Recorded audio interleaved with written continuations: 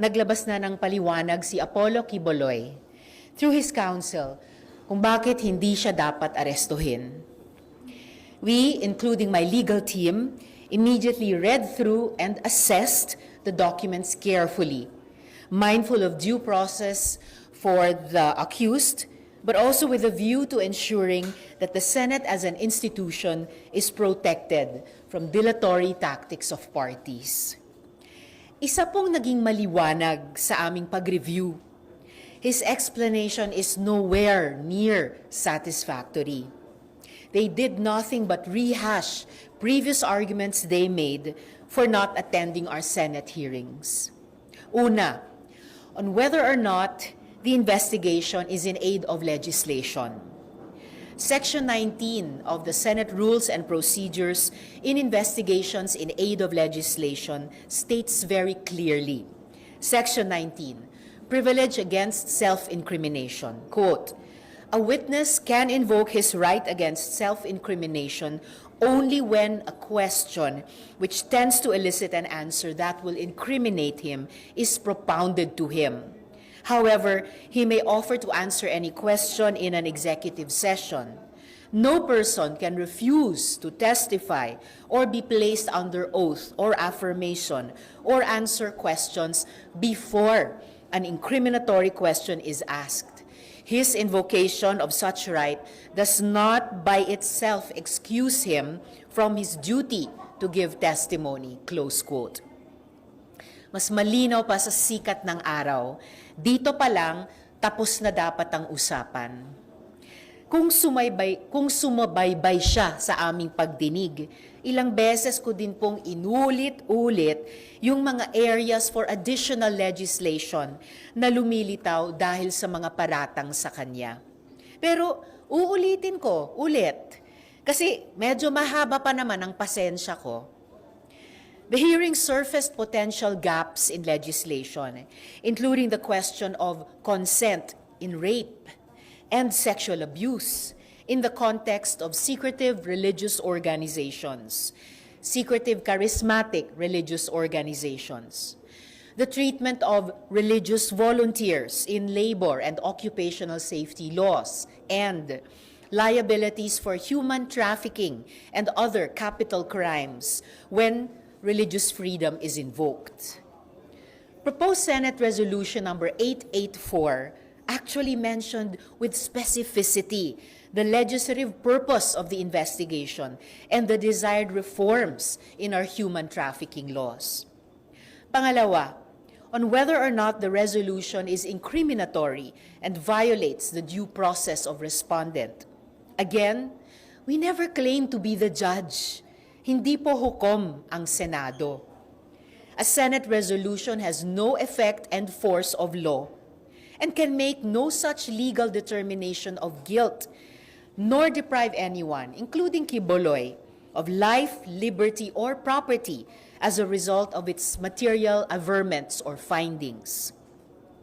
Dagdag pa, written and oral reports of legislators, including proposed Senate resolutions, in the course of our duties, are protected speech and can, by their nature, be incendiary and provocative.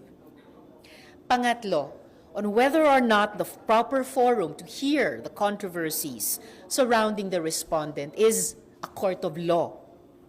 Nagrule na po ang Korte Suprema tungkol sa katulad na issue. In the 2009 case of Romero et al. Versus Estrada and Senate Committee on Labor and Employment, the Supreme Court said that despite the pendency of a criminal or administrative case, the Senate is allowed to conduct an inquiry in aid of legislation and very clearly held that, quote, the court has no authority to prohibit a Senate committee from requiring persons to appear and testify before it in connection with an inquiry in aid of legislation in accordance with its duly established rules of procedure, close quote. Duly published rules of procedure. At pang-apat, on the propriety of setting aside the contempt order. Quiboloy is already in contempt. Hindi na po mababago iyan. Nagkaroon ng objection, pinagbigyan alinsunod sa rules. Pero hindi pa rin nakabuo ng majority signatories. Kaya it is clear as day, my ruling is in motion. At mas lalong lumakas ang pangangailangang i-contempt siya dahil even after the March 5, 2024 contempt citation upheld on March 12, 2024, Quiboloy has continued to brazenly taunt and make a mockery of the committee and consequently the Philippine Senate by releasing through his supporters a list of 17 conditions before he appears.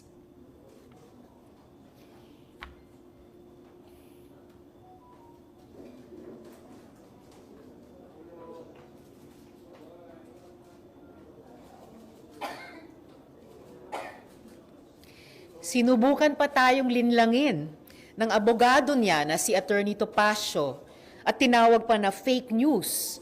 Pero si Quiboloy na din umamin. Quiboloy himself confirmed that he authorized the release of these conditions in a gikan sa masa para sa masa event with vloggers.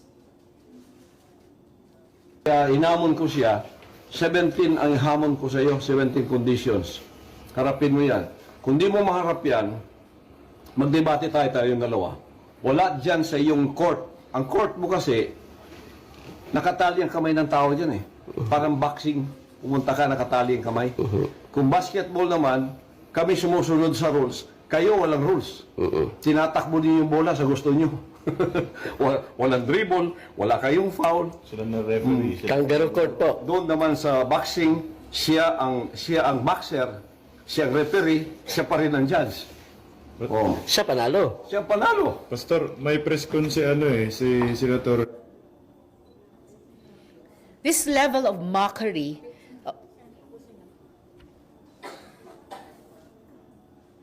Kaya hinamon ko siya, 17 ang hamon ko sa iyo, 17 conditions. Harapin mo yan. Kung di mo...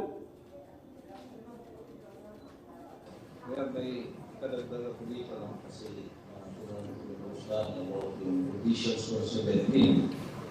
Kasi parang tinatakot ako ni Tiveros na ayaw, tapos dito sila sa social media na parang nangyayari mo na kung di ka magano mo i-invoke, i-contempt and you will be arrested by the kaya napilitan ako na magbigay ng 17 condition. Ang primero, noong primero pa itong bukas, sinabi ko sa kanila, those are criminal allegations. We are not supposed to be heard there in the Senate. Diretso ka na doon sa fiscal kasi meron naman kayang mga affidavit yan sinabi mo. Doon na yan, huwag na dito because you are overlapping the judiciary functions and powers of the judiciary. You are not the judge. Number one, ayaw kong matapos because you are not the judge. It should be in there. Sa pinilit niya, kasi parang matigas na nila siya dito, invoking his power there. So, nabigyan ko ng 17 conditions.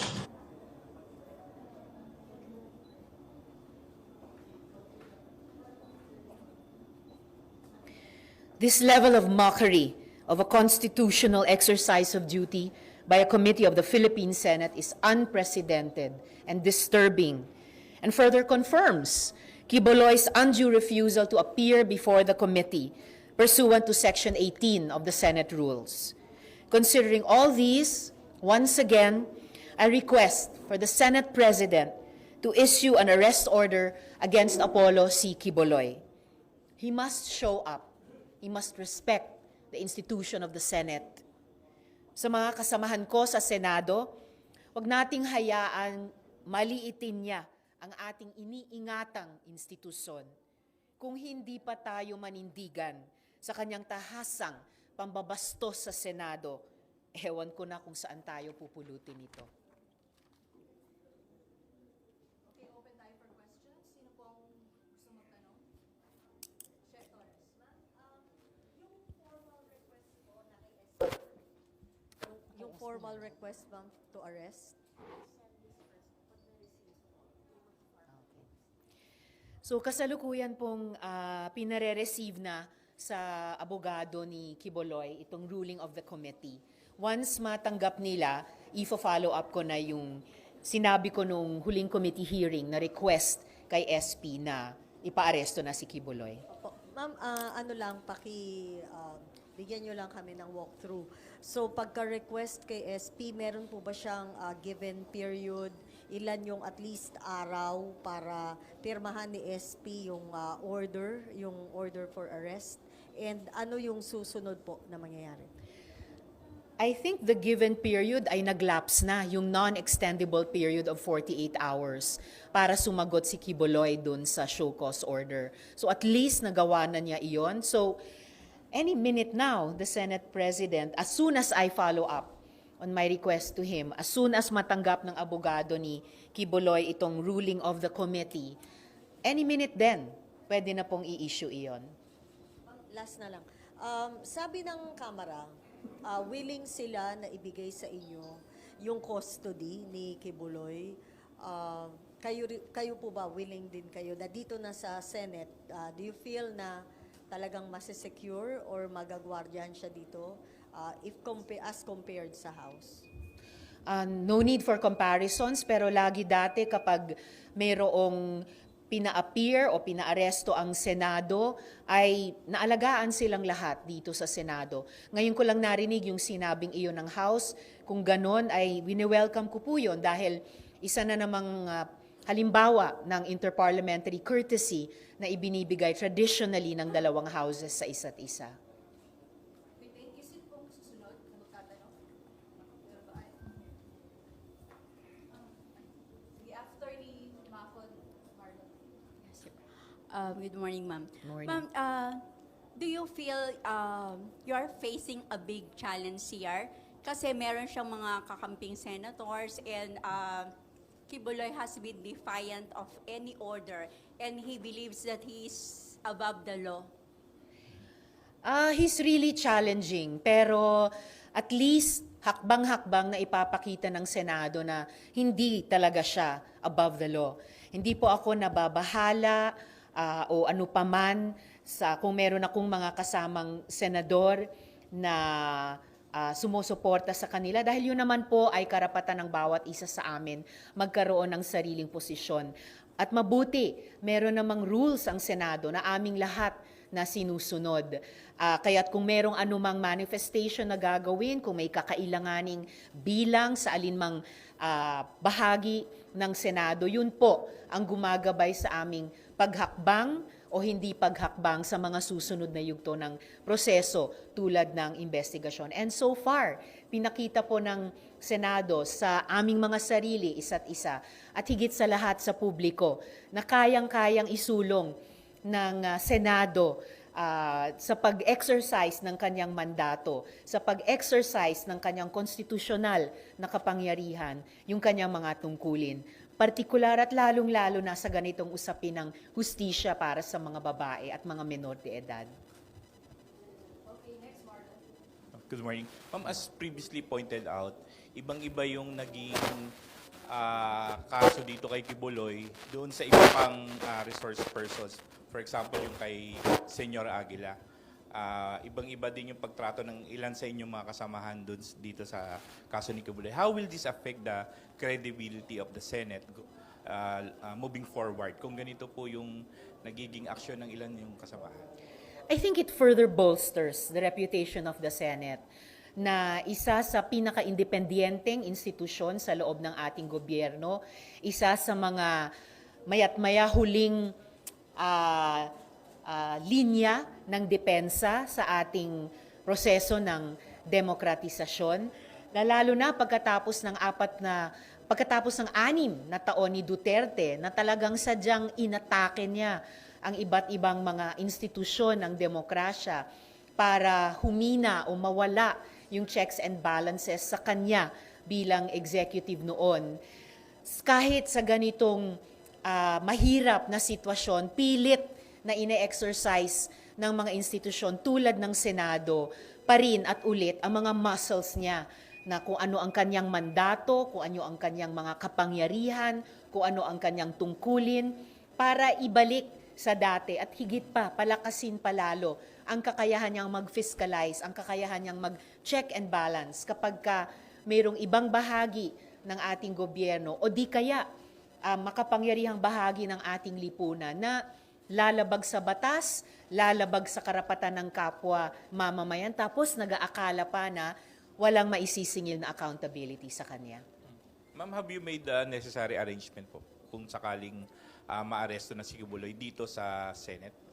Yung security niya, kasi yung inaalala din ng ibang senator like Senator JV, kaya nila pinupush yung mag-zoom na lang yung pag-testify ni Kibuloy.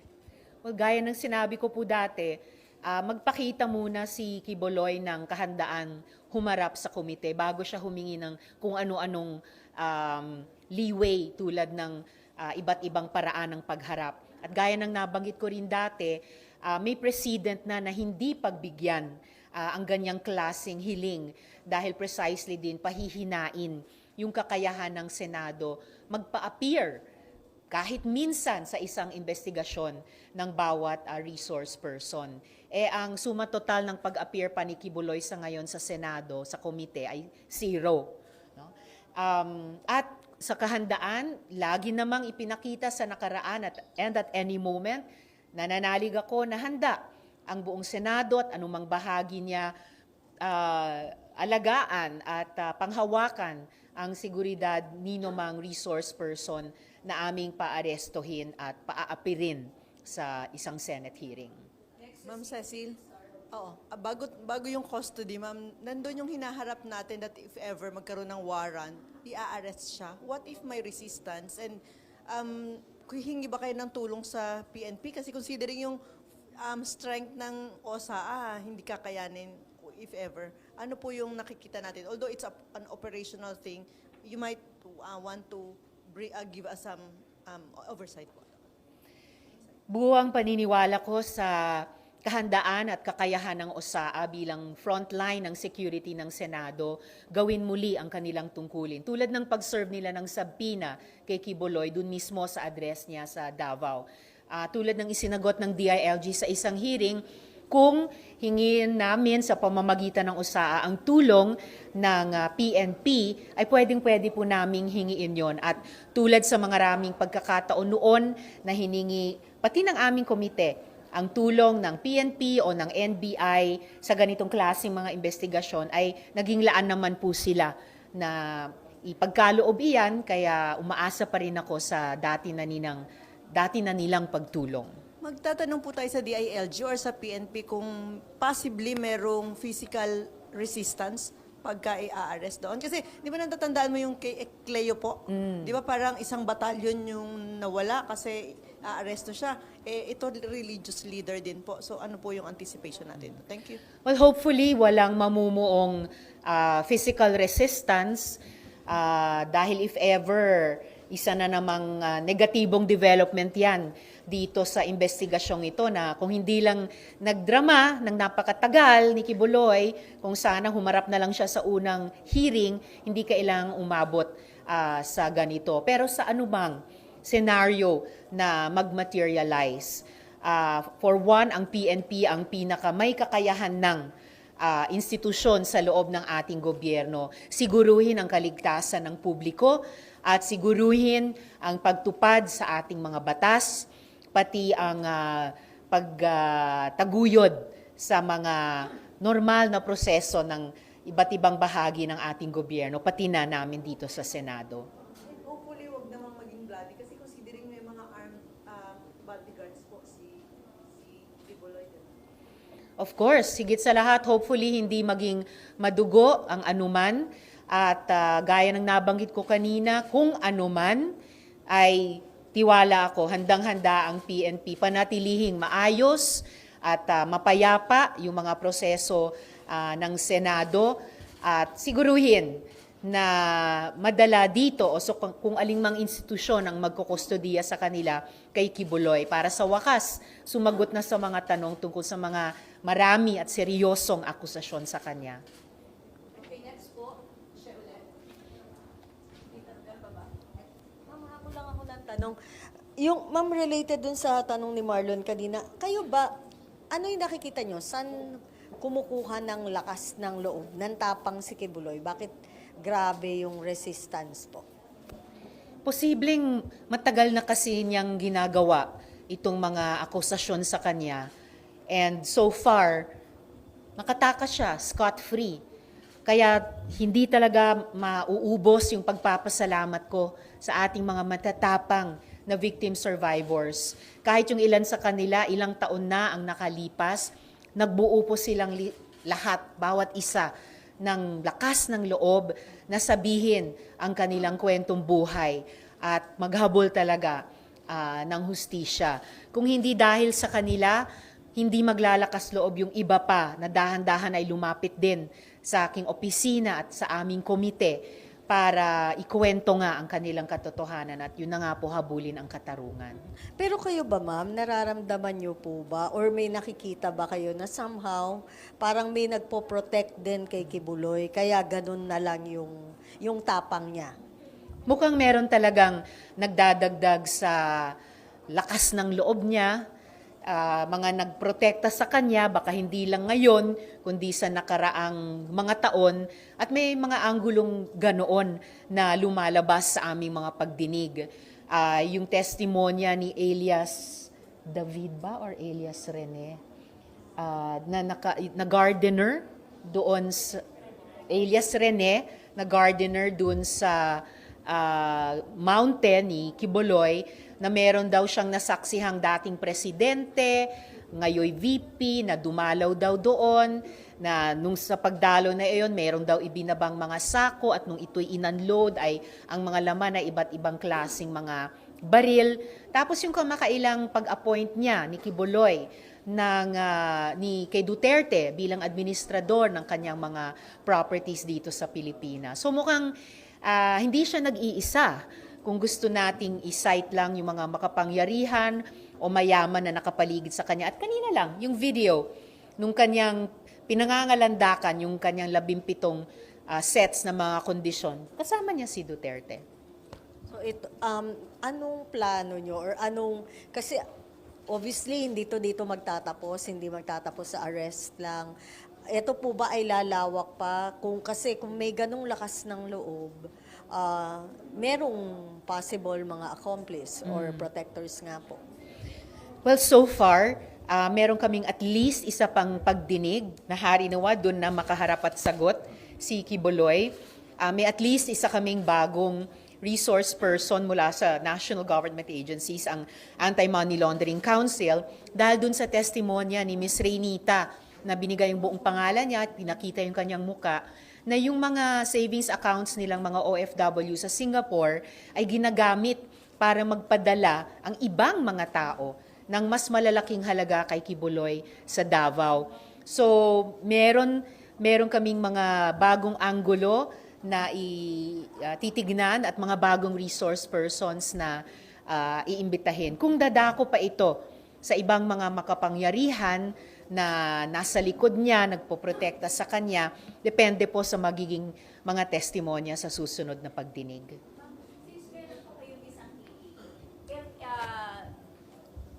If the camp of Kibuloy insists on testifying online, virtual, to allow? Kung naaresto na siya, ay paapi rin na po siya dito, physically. Yeah, what if hindi pa siya arrested?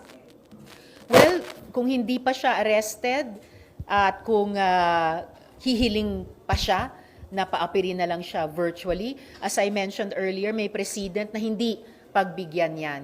At saka, higit sa lahat, sabihin muna niya na dadalo siya, no? Bago siya humingi ng anumang concession or hiling sa komite. At kung yung magiging hiling na iyon ay mag-testify virtually, yun na nga po, may president na hindi mabuting pagbigyan yon dahil hindi mabuti para sa kapangyarihan ng Senado.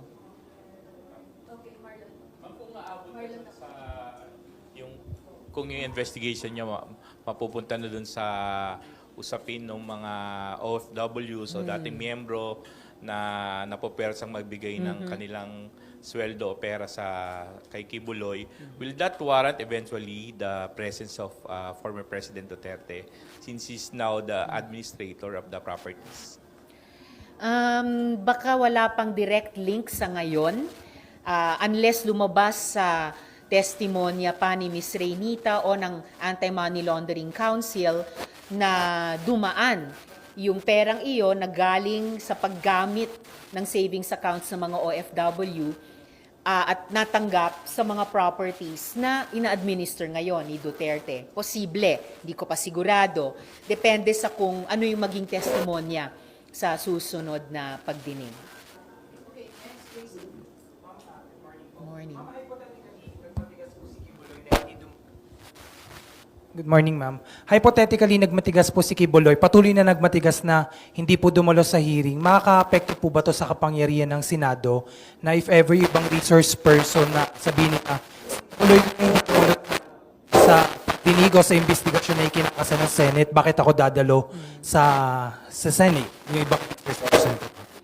Kaya ayaw ko at ayaw ng komite pagbigyan yung mga bastos at contemptuous na mga actuations niya precisely dahil ang Senado ay nagsasabi at ang Korte Suprema na rin ay nagsabi na well within its rights ang Senado magkondukta ng walang hadlang ng investigasyon ayon sa sarili naming rules.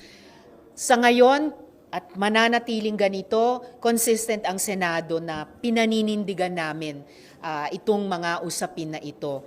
Kung magkamali kaming pagbigyan si Kibuloy sa ganyang klasing pambabastos niya, yun yung magiging simula ng pag-degrade ng kapangyarihan ng Senado. Kaya hindi po namin papayagan yan. Okay, meron pa po. Sige po, sir. Yes.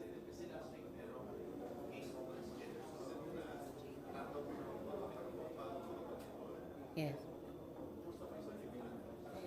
Yung SOGI Equality Bill dito ay pending pa rin hanggang sa ngayon. Pero batid po namin at lalong batid ng community yung kasong iyon. Ang balita ko po ay aalamin, di umano balita ko lamang po sa pamamagitan nyo sa media, aalamin pong iyong kasong iyon ng Manila City Government dahil meron po silang